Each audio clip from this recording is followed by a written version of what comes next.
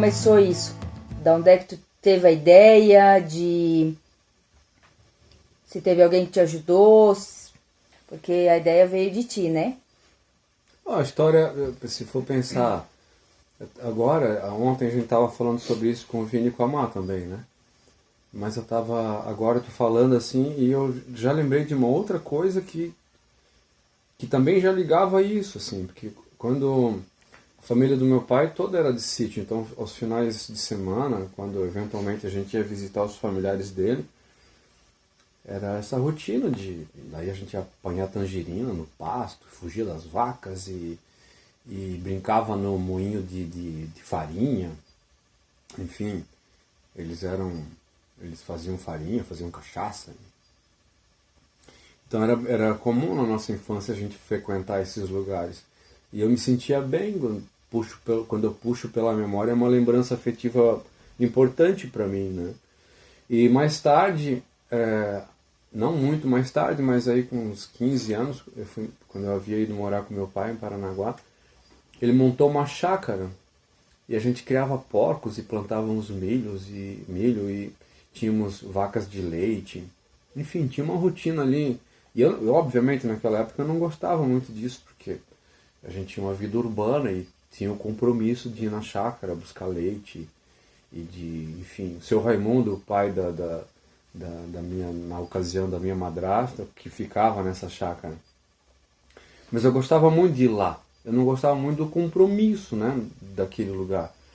Mas também ele ficou reservado ali numa memória afetiva, foi bem interessante. Mais tarde, já de volta a Blumenau, eu fui pensando em possibilidades de trabalho e tal, e na minha vida profissional se seguiu aí pela engenharia e tal. Mas eu não me sentia completo, assim, satisfeito, né? Havia alguma coisa que estava faltando. E o tempo inteiro eu ficava imaginando quais possibilidades.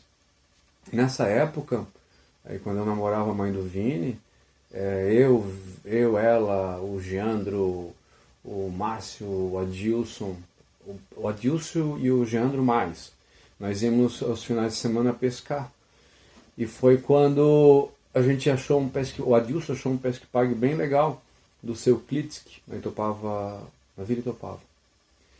E o seu Klitsch tinha outras coisas assim lá, ele tinha vaca de leite, ele tinha aipim, ele tinha muita coisa, mas não era um pesque-pague tradicional, que tinha portaria, caixa, não tinha isso. Era a propriedade do seu Klitsch, então a gente tinha que chegar, bater palmas, ele ou alguém da família vinha atender. E aí a gente entrava, ia pescar e depois, antes de ir embora, tinha que chamar de novo para pesar o peixe. Enfim, aquilo, à noite, daí a gente fazia esse peixe, ficava ali entre os amigos e tal. Era bem legal. E numa dessas vezes, na propriedade do seu Klitsch, que ele estava bem aborrecido, bem triste. E tudo isso eu já tinha te falado ontem pro Vini também, para ti. Ele estava bem triste porque haviam saqueado a propriedade dele, roubaram algumas vacas e mataram lá mesmo. E existe esse tipo de roubo em propriedades rurais, né? Existe bastante hoje ainda. Ainda hoje, não só com vaca, mas peixe é um problema também, roubam muito, né? Mas enfim, ele estava muito aborrecido, ele havia criado um sistema nas lagoas dele, inclusive ele ensinava pra gente aonde pescar, porque ele tinha enrolado vários arames farpados e jogado dentro das lagoas. Então ele disse, não joga a linha aqui porque tem arame farpado, é ali, ali e lá. Porque era um sistema de proteção que ele havia feito contra roubos. Como ele não tinha uma produção profissional, né, para ele não trazia nenhum prejuízo assim durante o manejo. Mas hoje em dia isso é impossível de se aplicar aí na prática porque traz muito prejuízo no manejo, né? E ele estava muito aborrecido porque haviam matado uma vaca dele, tinham matado lá mesmo e carneado ela lá mesmo e tal. E ele disse, naquele dia ele falou, olha, se eu pudesse escolher, eu só ia criar peixe. É um negócio muito bacana, é fácil de fazer e tal. Mas isso a gente está falando aí de 25 anos atrás, né? É muito tempo. E se hoje em dia a gente ainda luta aqui na piscicultura para profissionalizar a piscicultura catarinense, principalmente a do Vale, né? Ainda existe muita barreira, assim, muita dificuldade de trazer tecnologia, de convencer os produtores de fazer um bom manejo e tal. Imagina na época. Mas ele dizia já na época que era uma atividade que lhe rendia bastante por metro quadrado, mais do que as outras atividades. Isso ficou lá no meu inconsciente, né?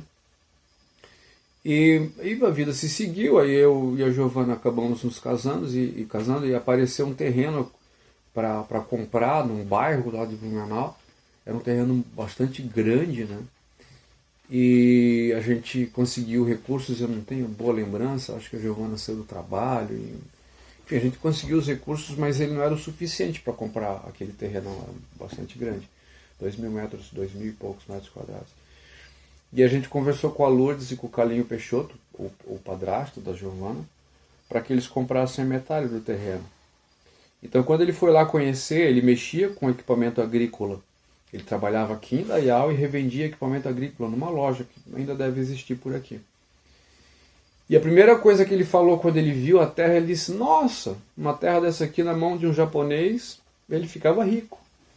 Porque era uma terra grande, não assim, para parâmetros urbanos era uma terra grande, 2.000 e poucos metros quadrados. E ele disse: nossa, dá para cultivar muita coisa aqui. Como ele vendia equipamento agrícola, ele estava sempre antenado nessas histórias, né? E aquilo acendeu mais uma chama assim na cabeça, assim, poxa, eu já gosto, o seu Euclides que falou, o Peixoto falou, eu acho que é uma alternativa, só que pra gente que era muito urbano, imagina tu comentar isso com alguém, as pessoas dizem: tá louco?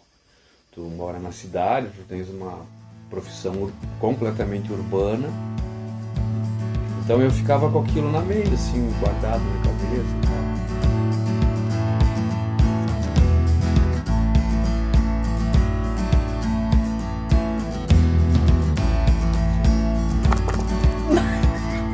Eu tenho que fazer uma introdução, não precisa? Eu vou começar do nada. Tá bom? Quem vai falar mais agora é tu, né? No Não, começo. mas eu vou falando e fica